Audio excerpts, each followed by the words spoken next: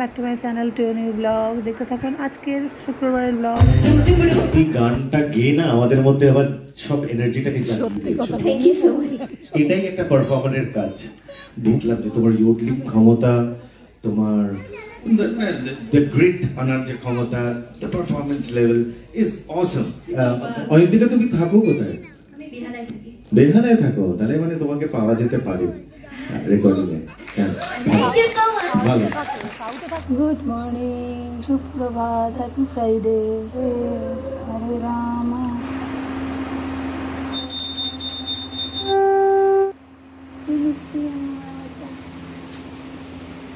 হরে কৃষ্ণ হরে কৃষ্ণ। আজকে 10টার সময় পরমান্ন, আজকে শুক্রবার তো পায়েসটা করে রাখছি। কালকের একটু হালকা গরম করে কালকে যেমন দিয়েছিলাম, আজকেও দাদার মেয়ের ফাংশান যদি যাওয়া যায়। একটা গানের এবারে ব্যাপার, অতিরিক্ত থেকে এসে যদি পটান করে হয়ে যায় গিয়ে তখন লাভ নেই। তো এতই পাশে হয় তো চেষ্টা করবো তো অবশ্যই যাওয়ার। তাই 12টা 1টায় যে ভোগ রাধি সেটা আজকে 10টায় রেডি করে রেখে যাচ্ছি, এসে দিয়ে দিয়ে দেবো। কেমন হয়েছে ঘুগনিটা? খুব ঝাল দিয়েছে না? ভালো লাগবে। মা কি কাটছে? কড়াই সিদ্ধ রেখেছিল, আমি ভুলে গেছিলাম বলার। কি গো, কোনো কিছু হলে বলেছি না সিদ্ধ রেখে দেবে মামুনি, মার জন্য তড়কা হোক কড়াই সিদ্ধ হোক। আর রাখুনি, ক্ষমা চাও আগে। কৃষ্ণ গোবিন্দ মুরারি হে নাথ নার। 12টা বাজতে যাই, রেডি হলাম কারণ 2টোর মধ্যে গোপালকে এসে গোপালের অন্ন রেডি করে রেখেছি। তার মধ্যে মাকে নিয়ে কোথাও যাওয়া মানে 2:30 2:15-এর মধ্যে মাকে খাওয়া না দিলেও মা এমনি আগে 1:30টায় খেত। এই দিনের বেলার অনুষ্ঠান কোথাও হলে, বিশেষ করে পাশে বলে তাও আমি করে দেখার ইচ্ছা জাগাচ্ছি। এই যে এখন কলই এসে গেল দাদার, বলতে পারছি না। পড়াশোনা এত করছে যে ফলটা খাবে কে? আগে মুসাম্বি শেষ করো। মা তোমারটা খেয়েছো তো? ফলটা শেষ করেছো মুসাম্বিটা? হ্যাঁ, তাহলে গপুকে বলে নাও করে রেখে যাচ্ছি। বাবা এসে দেবো, আজকে 2টো বাজবে। হ্যাঁ বাবা, নাহলে দাদাকে বলবো দিয়ে দেবে। দাদা থাক, কাল থেকেই তোমার শরীরটা ঠিক নেই। কি যেন বলে, আধার কার্ডের জন্য বেরোখন হেঁটে হেঁটে নামতে হলো। লিফটটাও গেছে খারাপ হয়ে, যদিও কয়েকদিন আগেও ওরকম ডিস্টার্ব করছিল। মা আপনি প্রোগ্রাম করতে যাচ্ছে, কি মজা, কি তো এসে গেলাম আমাদের মিউনিসিপ্যালিটি উল্টো দিকে বড় হলে। দাদার মেয়ের প্রোগ্রাম, দেখা যাক কীভাবে ঢুকি। চলো ঢুকে পড়লাম পার্থদার জন্য। এবার ওদের খুঁজে নি। Thank you. ঘরের সামনে ট্রেন ফেল বলে না, এরকম হচ্ছে ব্যাপার। তাও আজকে তাড়াতাড়ি এসে গেলাম, সব চেয়ার ফাঁকা। আমি হলাম অয়ন্তিকা, ইনি হলেন পিসি। অয়ন্তিকার বুড়ি পিপি। নমস্কার, আমি অয়ন্তিকা নস্কর, ইনি আমার পিপি। আমি একটু তারকাটাও আছি, সেটা সবাই জানে, আপনারা মেনে নেবেন। হ্যাঁ, বয়স্ক পিসি। আমি তাতেও খুশি হই, কেন বলতো আমি জানি আমি বয়স্ক না, বয়স্ক বুড়ি হয়ে গেছে, বুড়ি বুড়ি। আমরা এখন বসে আছি, এরা মা ছেলে এখন ওষুধ নিয়ে সব ডিসপেন্সারি খুলছে মনে হয়, কথাবার্তা চলছে। আর ইনি এখন স্টেজে ওঠার আগে পাগলামি শুরু করে দিয়েছেন। এনার মা এখন মডেল হয়ে সিনে রয়েছে। উনি কি পড় নাকি? উনি কি পড় নাকি? ওনাকে একদম অফিস করে দিয়েছে। আমি এখন ওয়েট করছি, এখন খাওয়া হতে 8-10 মিনিট লাগবে। তবে দিনের বেলা প্রোগ্রামে আসা হয় না, আজকে ভাইজির জন্য আসা হলো। মোস্ট প্রবাবলি আমরা আসি মোটামুটি সন্ধ্যের টাইমে। তো আজকে দেখতে থাকুন, আজকে ব্লগটা দারুণ জমে ক্ষীর হবে। প্রজারের ড্রিম রুম নেই, তো থেকে আমাদের ভাইজি এত সিম্পল যে ও সাজগোজটা বড় কথা, ভালো একটা ড্রেস পরে নিয়েছে, গানটাই ওর কাছে বড় কথা। কিন্তু আর মা চিন্তা করে যাচ্ছে মেয়েকে একটু সাজলো না। ওর গুণই কথা বলে, সে হচ্ছে ও একদম সিম্পলিসিটি যাকে বলে আর কি। তো দেখুন মোটামুটি এখন আরম্ভ হতে চলেছে, আস্তে আস্তে হল ভরে এসছে।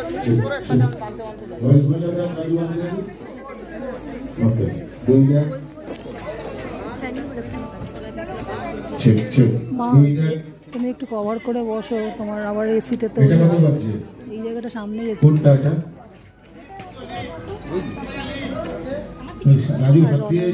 বাবাইও চুপচাপ রয়েছে এখন, বোনের ক্যামেরার বেলা তখন ব্যস্ত হয়ে যাবে।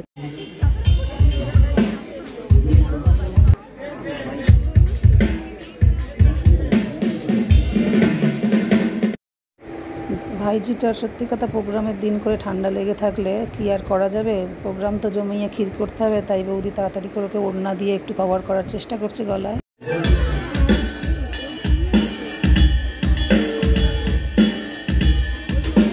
বোঝা চলছে, বৌদি সাজাচ্ছে, কিছু করার নেই এখানে।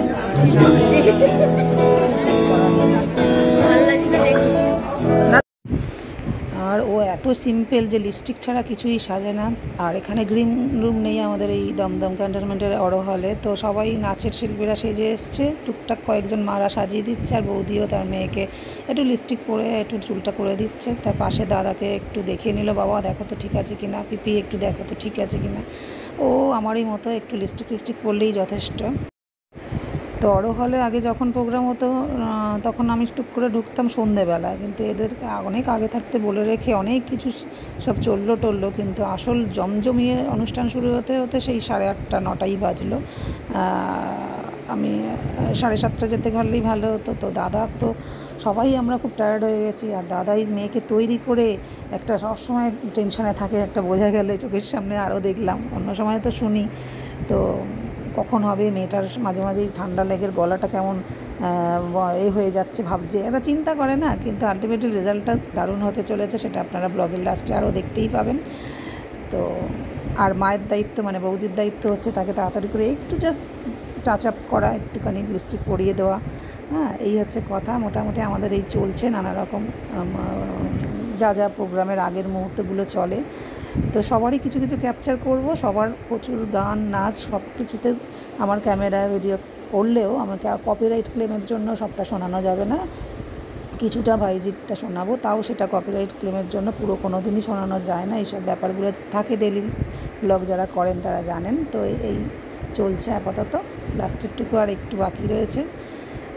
আজকে দারুণ একটা প্রোগ্রাম হতে চলেছে, অলরেডি শুরু হয়ে গিয়েছে। আর ভাইজিটটার সবচেয়ে এক্সাইটমেন্ট ছিল আজকে, জাজেরা কি বলবে সেইটা নিয়েই সবাই চিন্তায় ছিল, দাদা বৌদি বিশেষ করে। আমি বুঝতেই পারছিলাম যে আজকে ও যে গান সিলেক্ট করার রয়েছে, আগের দিন যেহেতু রিহার্সালে আমি গেছিলাম, আপনারা আগের ব্লগে আমাকে দেখেছেন, তো শ্রমিক মুখার্জির অভূতপূর্ব লাগবে এবং লেগেওছে। আর ওকে তো পুরো একদম রেকর্ডিংয়ে ওকে ডেকেও নেবে লাস্টে, যা উনি বললেনও। তো এর থেকে আর বড় শিরোপা কি হতে স্যান্ডি প্রোডাকশনের পরিচয় নিবেদন, আমরা সেটা দিয়ে শুরু করছি অনুষ্ঠান। রাখবেন তার কারণ এটা টোটালটা রেকর্ডের উপর চলছে।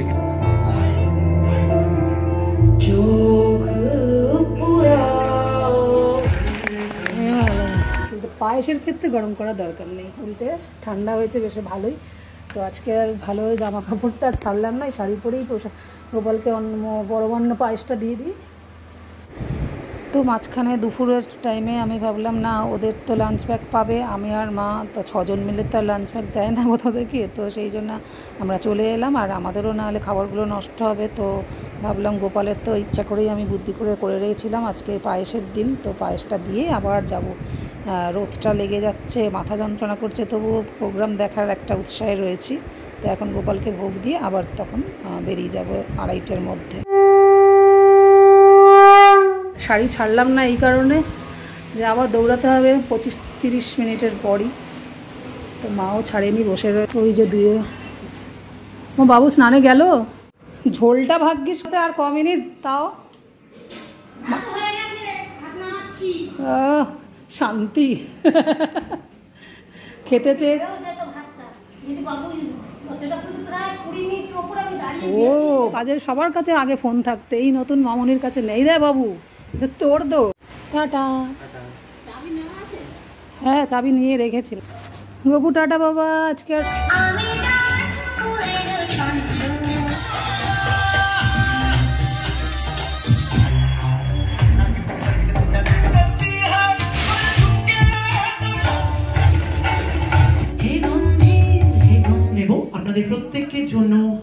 ব্রেক। আমরা লাঞ্চ ব্রেকের পর ফিরবো আমাদের পরবর্তী। হ্যাঁ একদম পারফেক্ট, ঠিক আছে। তালি পল্টন আজকে ওর হাতে একটা ভীষণ সুন্দর সরস্বতী মায়ের মূর্তি। নৃত্য জগতে আমরা ছিলাম, এবার একটু অন্য জগতে বিচরণ করি, সঙ্গীত জগৎ। এই শুধু গানের দিন এলো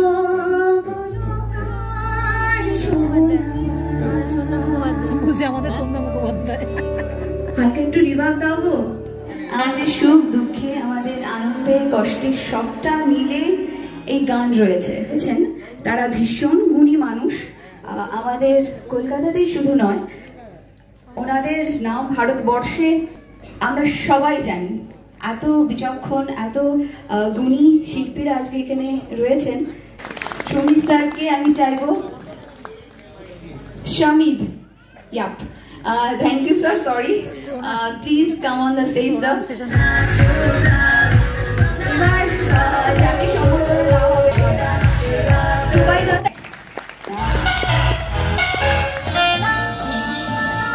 একসাথে গাইব। এ সুব্রতীপ নিজের সিজনে গেয়েছে গানটি এবং আমি আমার সিজনে এই গানটি গেয়েছিলাম।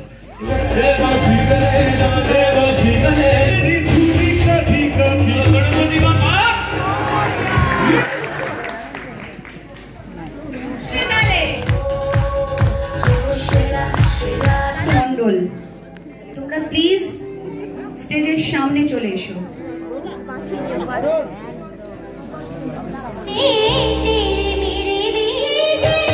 খুব ভালো গেছিস, দুর্দান্ত গেছিস। আরে একটু মুখটা সামনে দে ওকে রে। একবার ঠাকুমার সাথে একটু আলিঙ্গন আর পিসি আমার সাথে আর কি একটু চুম্বন করে দিয়ে চললো এবার স্টেজে ওর পারফর্ম করার জন্য। শোটাকে হতে দেখেছি, এই বাচ্চাটাকে জন্মাতে। Thank you.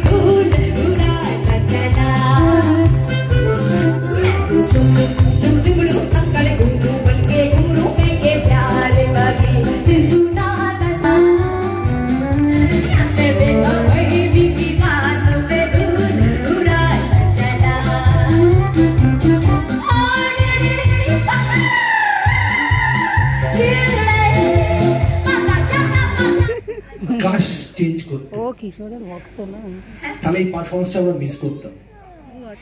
ভালো লেগেছে তাহলে। কিচ্ছু এসে যায় না, তুমি কনফিডেন্ট যেটা সেটাই সবসময় স্টেজে করবে। আর you just rock the stage man. Thank you sir, thank you. Hats off, love it. তোমাকে আমি অনেক বড় জায়গা দেখতেছি। Thank you so much. I can see তুমি যাবে। মারাত্মক ভয়েস তোমার, এন্ড গুডলিং, my goodness. At the age of 13 you are doing all this. God bless you. তোমরা কিছু বলার নেই আমার, আমি স্পিচলেস ফর ইউ। দাদা শান্তিতে এরকম গিয়ে যাও, কোথায় তুমি চলে যাবে তুমি নিজেও যাও না, এটা কাছে বলে দিলাম। মিলিয়ে নিও কিছু বছর পর, মিলিয়ে নিও।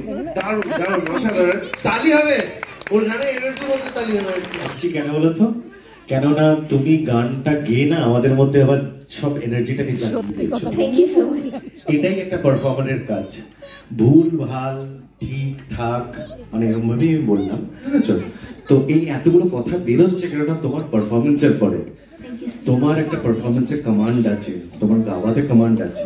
অবভিয়াসলি তোমায় যেগুলো বললো সেগুলো তো বটেই, আমরা সবাই দেখলাম যে তোমার ইয়োডলিং ক্ষমতা, তোমার the grit আনার যে ক্ষমতা, the performance level is awesome. এই জিনিসটা is awesome, awesome. Thank you so much. ভালো মন্দর অনেক উপরে। অয়ন্তিকা তুমি থাকো কোথায়? আমি বেহালায় থাকি। বেহালায় থাকো, তাহলে মানে তোমাকে পাওয়া যেতে পারে recording A. Thank you so much. ভালো, সাউথে থাকে তো। Very good. আমার হাতটা ছাড়। এই মানুষটা এখন বলেছে পাওয়া যেতে পারে। আমি তো কিছু কাজ করেছি, মানে আমাকে সুযোগ দিয়েছে করার। না দাঁড়া, আমি বলছি একটা কথা। না না সেটা কথা না, এটা ফালতু কথা। এই মানুষটা এখন বলেছে যে পাওয়া যেতে পারে, তাহলে he is thinking about you. আরে क्या बात है, thank you sir, thank you. Samit মুখার্জির সাথে তোমার নাম কোনো না কোনো জায়গায় আসবে, এটা আমি গ্যারান্টি নিচ্ছি, কারণ আমি জানি তো আমাকে কিছু দয়া করে কাজ দেয়। সবাই তোমার গানে মানে ভীষণ ভাবে নেচে উঠেছে, দুলে উঠেছে। আমরা কম্পিটিশন থেকে দূরে চলে গেছি। একদম, সবাই মজা করছিলাম আমরা। So thank you, God bless you. তো নেক্সট যাকে ডাকবো প্রয়াস নস্কর। এরপর 9:30টার মধ্যে আমি আর মা চলে আসলাম। আর ওষুধ খাওয়া থাকে, আমার বপুকে শয়ন দেওয়ার থাকে, আর সবচেয়ে বড় কথা অনেক দেরি হতো, সেই জন্য এখনও প্রাইজ ডিস্ট্রিবিউশন বাকি। আমি তাই মা আর আমি টোটো করে চলে আসলাম। বি গ্রুপের গানের মধ্যে ও তো দারুণ করেছে। বাকি রাত বাজে 9:30, বাপরে বাপ। ঠিক 9:30 চলে এলাম। হ্যাঁ, মিটিং পড়া শেষ হয়ে গেছে। কখন? 9টায়? তাও 9টা? গপু এসে গেছি বাবা। তো আজকের ডেলি লাইফস্টাইলের ব্লগে আমার ম্যাক্সিমামটাই রইল দাদার মেয়ে ভাইজির গান দিয়ে শুরুটা এবং শেষটাও, এবং একেবারে লাস্টে আমার গপু সোনারকে দর্শন করিয়ে শেষ করে দিচ্ছি ব্লগটা। দেখা হচ্ছে নেক্সট দিন একটা নতুন ব্লগ নিয়ে। Tata, good night.